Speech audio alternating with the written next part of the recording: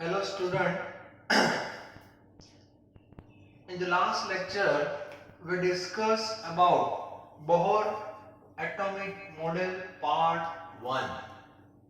ठीक है, और पार्ट 1 जो मैंने हाईलाइट किया है उसमें सबसे पहले तो रुथरफोर्ड की जो लिमिटेशंस थी वो बोहर ने रिमूव की, ऐसा हम बोल सकते हैं।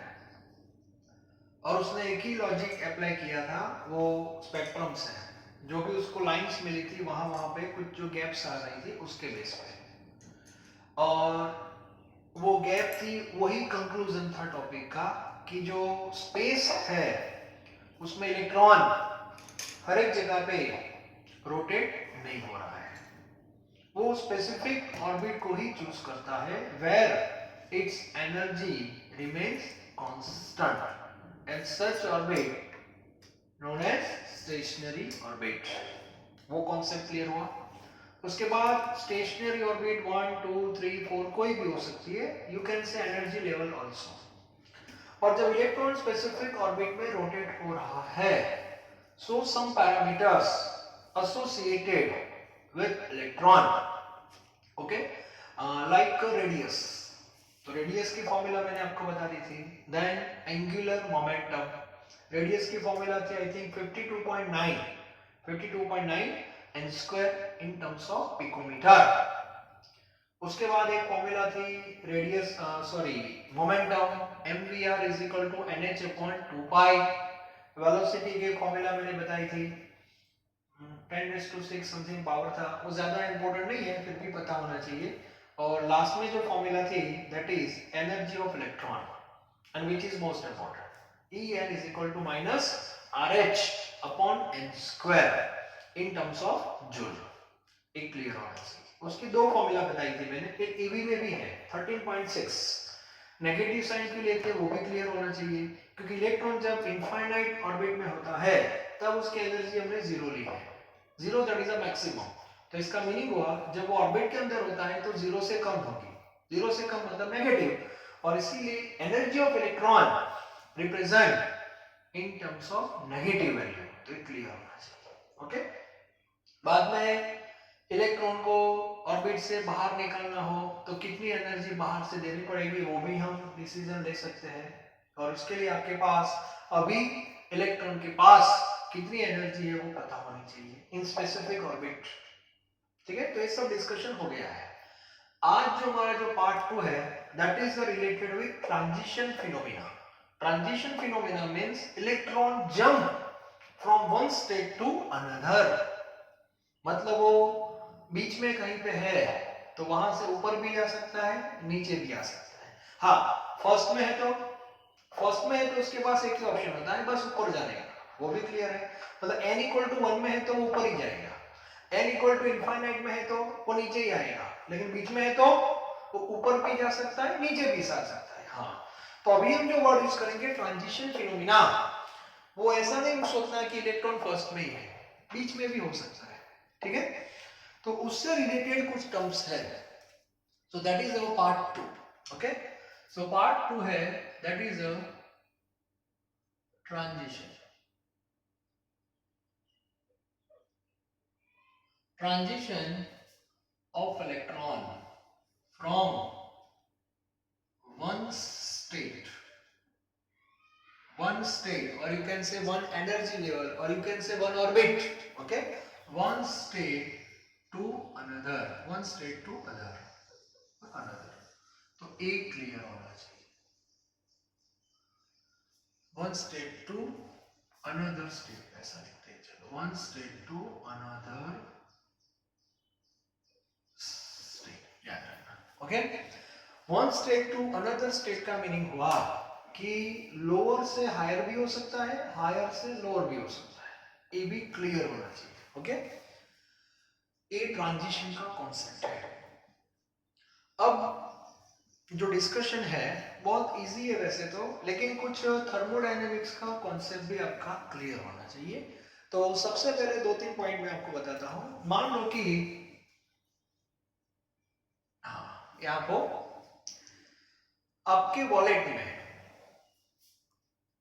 कुछ पैसे हैं, for example 10 rupees, only 10 rupees है आपके वॉलेट में, फ्रेंड को पार्टी देनी है, दाबेली खिलाना है, जो भी समझो, तो 10 रुपीज से पॉसिबल है नहीं है, तो आप पापा के पास जाओगे, पापा मुझे पैसे दे दो, फ्रेंड को पार्टी देनी है, रिजल्ट अच्छा है देखो 25 में से 24 आपने बोला था, हाँ पापा बोला कोई बात नहीं चलो, तो आपके पेरेंट्स ने आपको पैसे दिए, 10 थे ऐसा मान लो, पापा ने कितने दिए 90 रुपीज आपको दिए, तो 90 रुपीज आपके वॉलेट में एब्जॉर्ब हुए, मुझे आगे एनर्जी में जाना है इसलिए मैं एग्जांपल ले रहा हूँ, ठीक है, तो 90 रुपीज जो है वो वॉलेट में क्या हो गए एब्जॉर्ब हो गए। अब मुझे बताओ, अब आपका जो वॉलेट है, आपका वॉलेट पहले जब 10 रुपीज था तब वो वॉलेट किस कंडीशन में था इनिशियल, क्लियर, हाँ, अभी जो 10 था उसमें 90 क्या हो जाएंगे ऐड हो जाएंगे, तो मुझे बताओ अब आपके वॉलेट में कितने रुपीज हो गए, that is 100 and that is final, clear है, ओके, तो एक टास्क हो गया कि 10 था, पापा ने 90 दिए, मेरे पास 100 हो गए, क्लियर, ओके, अब कुछ मैथमेटिकल फॉर्म में बता रहा हूं, बहुत इंपॉर्टेंट है, मेरा पहला पॉइंट है therefore change in rupees, yes, change in rupees कितना, तो चेंज है that is difference, and difference always like final minus initial, तो चेंज इन रुपीज का मीनिंग होता है फाइनल माइनस इनिशियल, तो फाइनल रुपीज कितने हुए 100, यस, इनिशियल 10, सो 100 माइनस 10, कुछ लोगों से 90, गलत सर, 90 होता है plus 90, yes, and this is change, so in future कभी भी आप चेंज बोल रहे हो, चेंज डिफरेंस, तो डिफरेंस के 3 ऑप्शन होते हैं, डिफरेंस प्लस में भी आ सकता है, माइनस भी हो सकता है, जीरो भी हो सकता है, ए भी हो सकता है, ठीक है, तो प्लस वाला एग्जांपल है, हाँ, अब मेरा पहला क्वेश्चन है what is the change in rupees, ये जो टास्क हुआ उसके बेस पे मैं 2 क्वेश्चन आपके सामने रखा, बहुत इंपॉर्टेंट है, हाँ, फर्स्ट क्वेश्चन को अच्छी तरह सुनना, what is the value of change in rupees in this task, change in rupees, तो आपको बोलना है प्लस 90, हाँ, ऑप्शन ए में 90 भी होगा, जेडब्ल्यू की बात करो फंडामेंटल क्वेश्चन, ऑप्शन बी में प्लस 90 होगा, बच्चे क्या करेंगे ऑप्शन 90 लेके आ जाएंगे, सर पेपर बहुत इजी था, चेंज पूछा है, और चेंज में compulsory you have to mention sign, क्योंकि चेंज का ऑप्शन नेगेटिव भी हो सकता है, इसलिए लाइक वेक्टर क्वांटिटी, ओके, तो यहां पे प्लस 90 आंसर आएगा। मेरा दूसरा क्वेश्चन है related this, how much rupees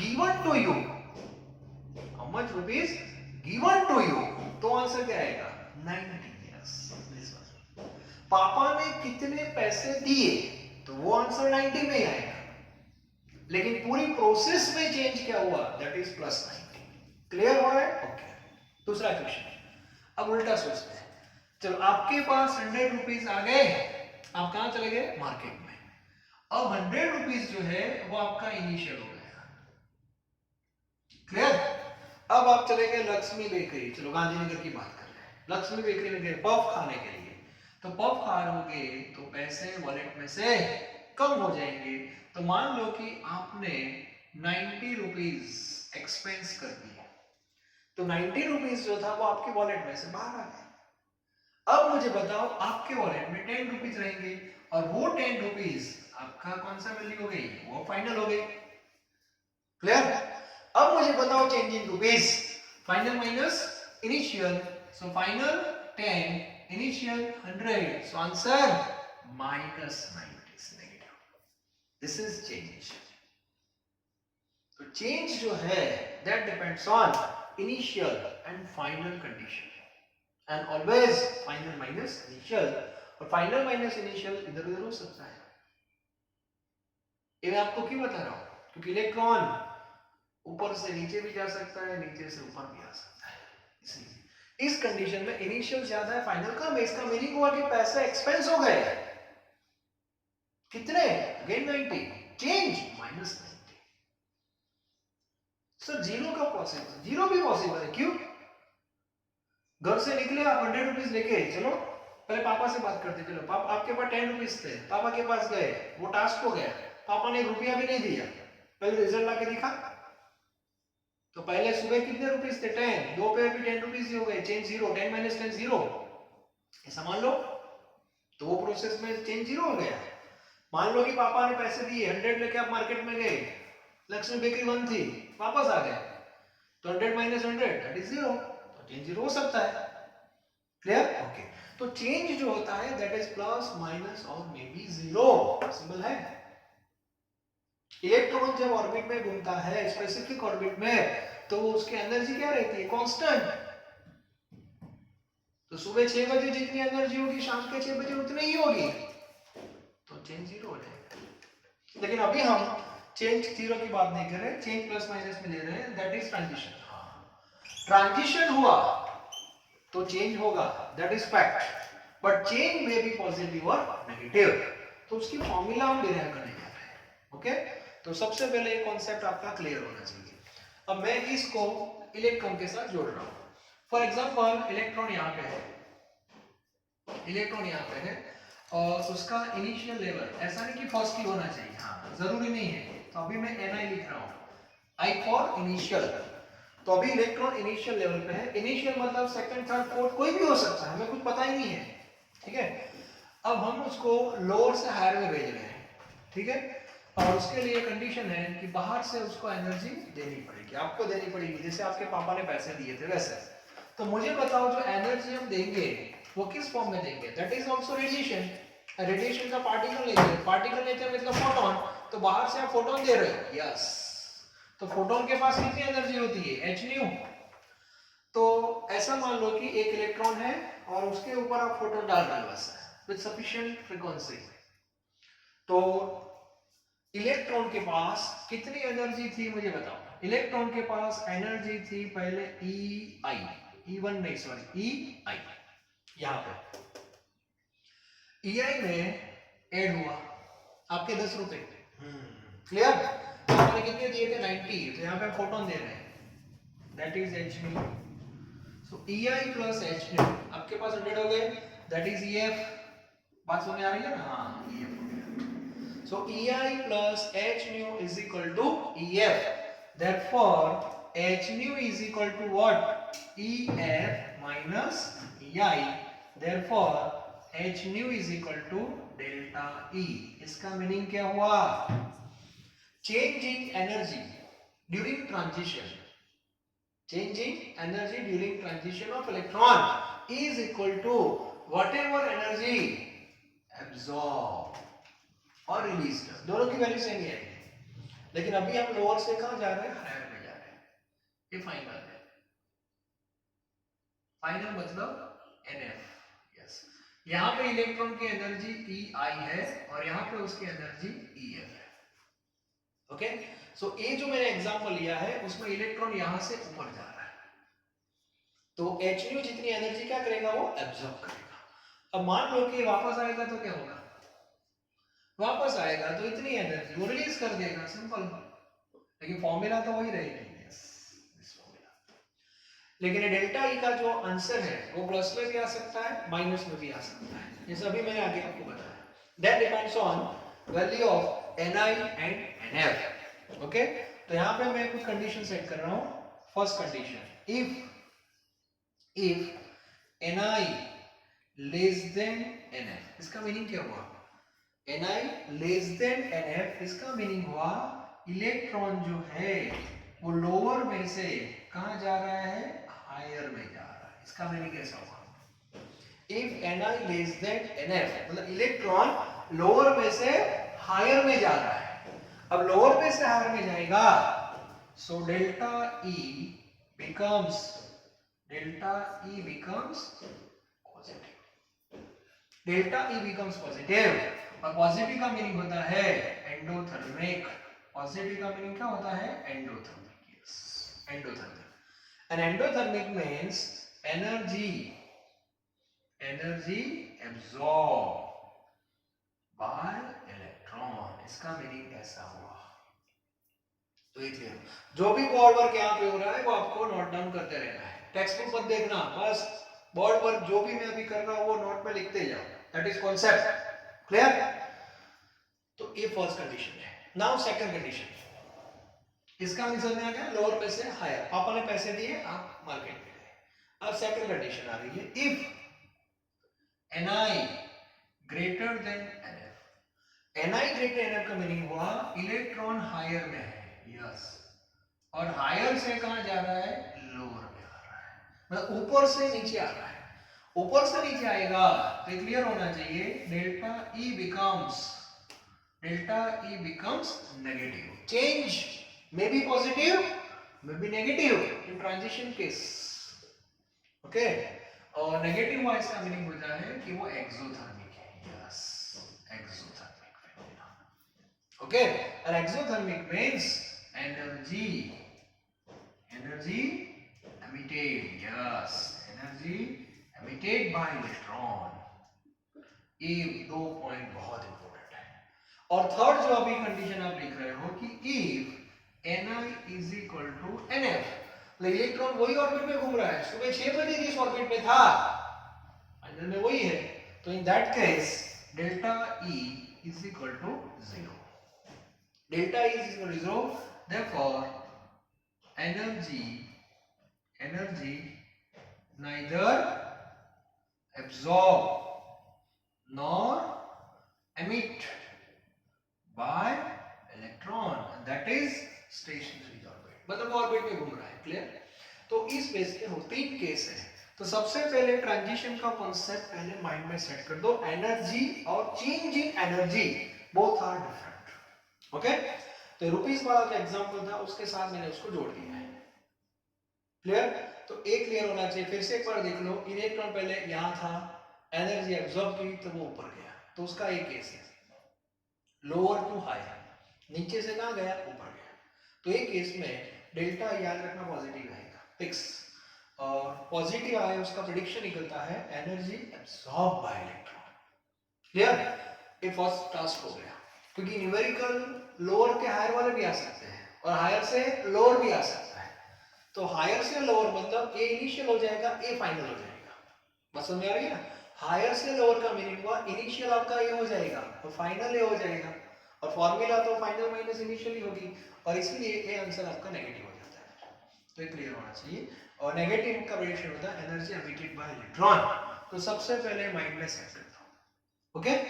अब हम डिफरेंट फॉर्मूला पे जा रहे हैं, क्योंकि इतना तो क्लियर हो गया कि ट्रांजिशन में जो डेल्टा ही आ रहा है, प्लस हो या माइनस व्हाटएवर हो, लेकिन वो आ कहां से रहा है, वो एनर्जी से ही आ रहा है। एनर्जी एब्जॉर्ब होगी या तो रिलीज होगी, और एनर्जी जो एब्जॉर्ब रिलीज होती है वो तो फोटोन बेस्ड हो रही है, ठीक है, इसलिए।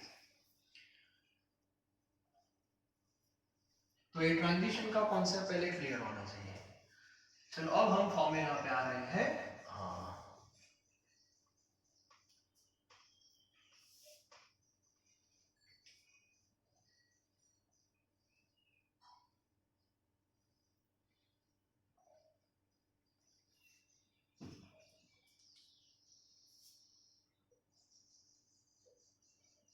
Formula related with transition, okay, with transition। तो सबसे पहले number one that is delta E, number one delta E, okay. तो सबसे पहले हम एज्यूम करेंगे कि चलो हमारे पास जो इलेक्ट्रॉन है, आपके पास इलेक्ट्रॉन है, वो भी इनिशियल स्टेट में है, लोअर ऐसा मैं नहीं बोल रहा, इनिशियल स्टेट में है, ओके। वो इलेक्ट्रॉन अभी कोई स्टेट में है, that is initial state. Initial state में उसकी एनर्जी क्या होगी, ई आई। तो कल मैंने फॉर्मूला जो बताई थी वो E I is equal to minus R H upon n I square, equation number 1, clear. Initial state में अभी उसके पास कितनी एनर्जी है, वो इसकी फॉर्मूला है। चलो बाद में उसने एनर्जी एब्जॉर्ब की या तो एमिट की और बाद में वो नए स्टेट में आ गया, ओके। और दूसरा स्टेट है that is final state, that is final state, okay. Final state में उसकी एनर्जी होगी EF। EF की वैल्यू EI से ज्यादा भी हो सकती है, कम भी हो सकती है, वो डिपेंड करता है कि वो नीचे से ऊपर गया कि ऊपर से नीचे आया। So EF is equal to minus RH upon NF square, equation number 2, ठीक है। तो दोनों स्टेट की एनर्जी आपके पास आ गई।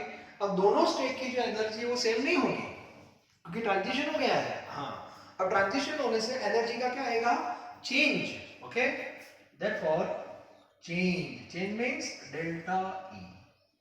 और चेंज कैसे लिखते हैं वो भी क्लियर होना चाहिए, EF minus EI, final minus initial. तो यहाँ वैल्यू रख दो मैं, EF की वैल्यू होगी minus RH upon NF square, bracket में लिख रहा हूँ, हाँ यस, माइनस EI की वैल्यू क्या होगी, EI, लिखते जाओ साथ में, ठीक है। EI की वैल्यू होगी minus RH upon NI square, clear. So minus minus plus, therefore delta E is equal to minus minus plus. तो पहले उसको प्लस वाले को आगे लिख रहा हूं, RH upon NI square minus, plus हो गया, minus RH upon NF square, clear. Now delta E is equal to RH common, so in bracket 1 upon NI square minus 1 upon NF square, और RH की value fix है joule में 2.18 into 10 raised to minus 8 1 upon NI square minus NF square। तो ये formula से आप delta E find कर सकते हो। इलेक्ट्रॉन एक स्टेट में से दूसरे स्टेट में जा रहा है, तो आपको इनिशियल फाइनल मेंशन किया होगा। मान लो कि 2 से 4 में जा रहा है तो Ni इज इक्वल टू 2 हो जाएगा और NF 4 हो जाएगा। लेकिन 4 से 2 है तो 4 से 2 है तो Ni 4 लेना है और NF 2 लेना है, स्टेट पकड़ना अच्छी तरह, ठीक है। अब यहाँ पे ये जो डेल्टा E है, डेल्टा E अभी जो मैंने बताया वही, ठीक है। पहली condition if Ni less than Ni less than NF, इसका मीनिंग हुआ ये कौन सी प्रोसेस हो जाएगी, एंडो मतलब लोअर से हायर ही हुआ। और इस कंडीशन पे डेल्टा E जो है, delta E that is positive, ये पॉजिटिव आंसर है, ये फिक्स है। तो साइन लिखनी है प्लस माइनस। सेकंड कंडीशन होगी EF Ni greater than NF है, इसका मीनिंग हुआ कि ये एक्सो है, Ni बड़ा है तो ऊपर से नीचे आ रहा है, ये Ni है और ये NF है, यस। तो ये एक्सो हो जाएगा और एक्सो में डेल्टा E जो है दैट बिकम्स नेगेटिव। तो सबसे पहले हम चेंज फाइंड कर सकते हैं, ओके। एंड वी नो, ये पॉइंट बहुत इंपॉर्टेंट है, we know delta E is equal to H, ये भी आपको पता है, जो चेंज आ रहा है that is equal to H, वो आगे हमने प्रूव कर दिया, okay. So delta is equal to H nu means energy absorb or emit by electron in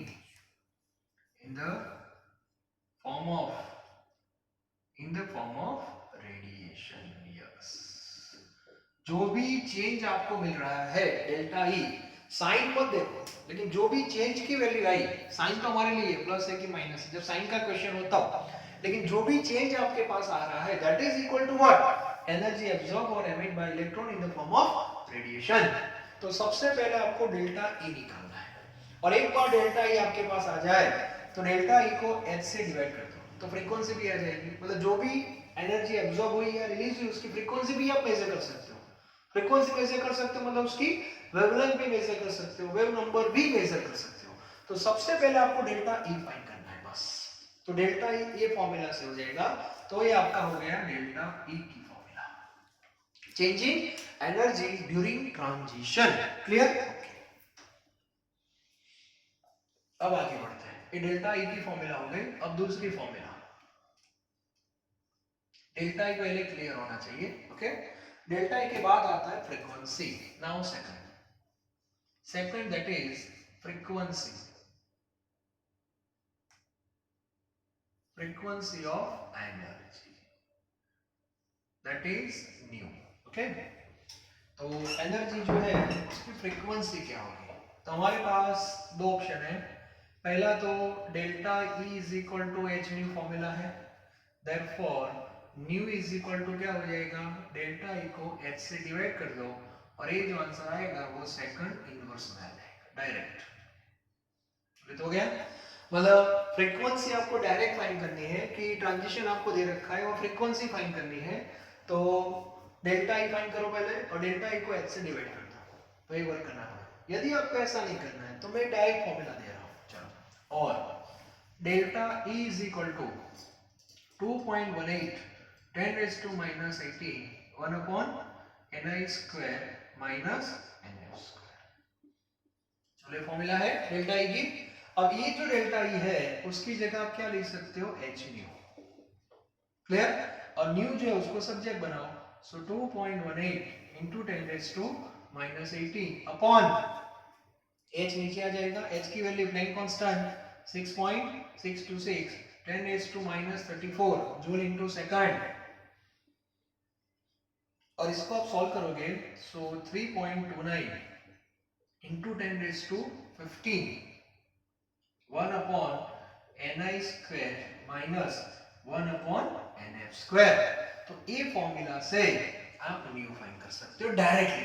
yes, मतलब आपको वो ट्रांजिशन दिया है 2442 कोई भी दिया हो ट्रांजिशन, और उसमें जो भी एनर्जी अब्सॉर्ब होगी रिलीज होगी उसकी फ्रीक्वेंसी फाइंड करनी है, फ्रीक्वेंसी नॉट एनर्जी। यस, तो फ्रीक्वेंसी आप डायरेक्ट फाइंड कर सकते हो फॉर्मूला से, डायरेक्ट ट्रांजिशन यहाँ लिख दो, फिनिश। हाँ, लेकिन ये आंसर प्लस में ही लिखना है, ये आंसर आपको प्लस, फ्रीक्वेंसी नेवर नेगेटिव। तो बाय चांस आपका N I N F set नहीं हुआ, आंसर नेगेटिव में आ सकता है, कोई भी बात, लेकिन फ्रीक्वेंसी का आंसर आपको पॉजिटिव मिलेगा। Frequency, wavelength, wave number all are always positive. Delta E में प्लस माइनस को संभाल के रखना, ठीक है। तो ये फॉर्मूला से आप न्यू फाइंड कर सकते हो। तो आपके पास न्यू फाइंड करने के दो ऑप्शन है, डायरेक्ट भी फाइंड कर सकते हो और डेल्टा ई फाइंड कर दो ये फॉर्मूला से और बाद में उसको एच से डिवाइड कर दो, तो भी आपको मिल जाएगा, ओके। चलो फ्रीक्वेंसी आ गई, फ्रीक्वेंसी के बाद क्या फाइंड करोगे, वेवलेंथ या तो वेव नंबर, वो भी हम कर सकते हैं।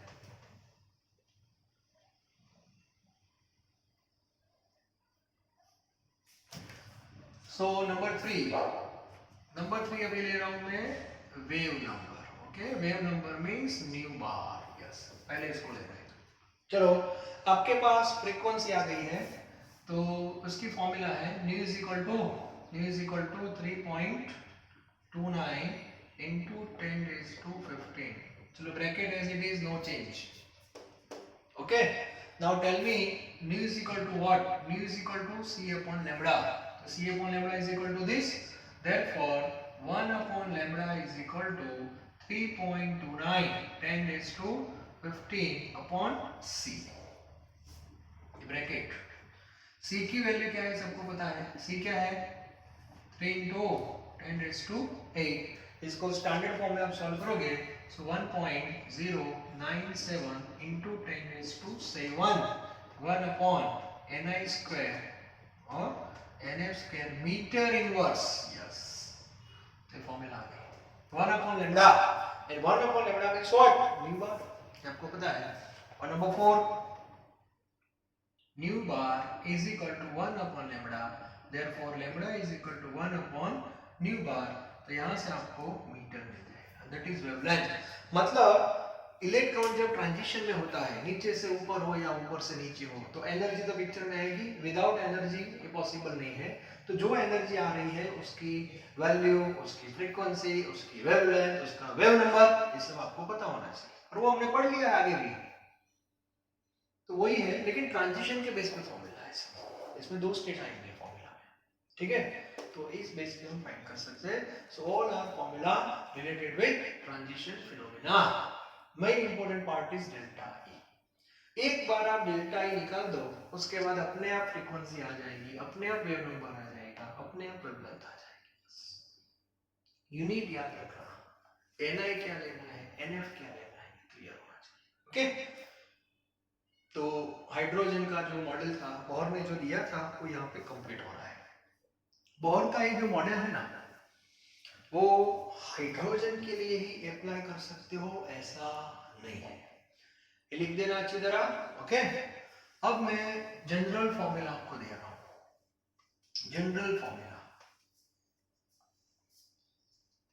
और वो जो फॉर्मूला है that is applicable for ions also. Okay, अब जो पॉइंट मैं लिखा रहा हूं बहुत इंपॉर्टेंट है, to be remember, yes, to be remember.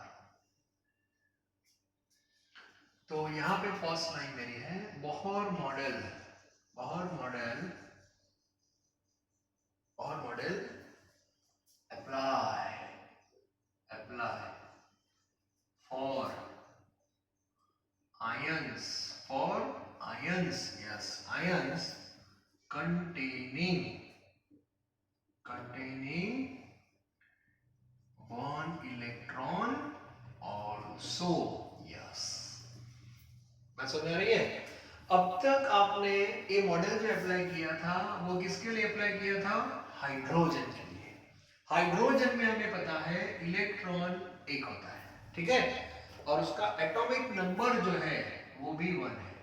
Atomic number depends on number of proton, तो हाइड्रोजन में एक प्रोटॉन है और एक इलेक्ट्रॉन है, तो एटॉमिक नंबर 1 हो गया और इलेक्ट्रॉन भी 1 है। ओके, अब यहाँ पे देखो इलेक्ट्रॉन 1 हो, ऐसे कुछ आयंस भी है, एटम तो एक ही है, one and only one, that is hydrogen, लेकिन आयन तो बहुत है। फॉर एग्जांपल He+, पहले He बात करते हैं। He का मीनिंग क्या होगा, हीलियम। हीलियम में प्रोटॉन कितने हैं, हीलियम में प्रोटॉन 2 होते हैं, प्रोटॉन 2 है, इसका मीनिंग हुआ कि उसका जो Z है वो तो आपका 2 हो गया। ओके, और एटम में जितने प्रोटॉन उतने इलेक्ट्रॉन, तो हीलियम में नो डाउट 2 इलेक्ट्रॉन है, लेकिन एक इलेक्ट्रॉन हमने बाहर भेज दिया, निकाल दिया ऑर्बिट से, सो He कन्वर्ट इनटू He+। तो He+ में कितने इलेक्ट्रॉन हुए, एक ही इलेक्ट्रॉन हुआ, E = 1। तो आगे जितने भी फॉर्मूलाज आपने जो लिखी है वो He+ के लिए भी आप अप्लाई कर सकते हो, क्योंकि सिस्टम में इलेक्ट्रॉन तो एक ही हुआ। हाँ, कुछ वेरिएशन आएंगे, बताता हूं बाद में।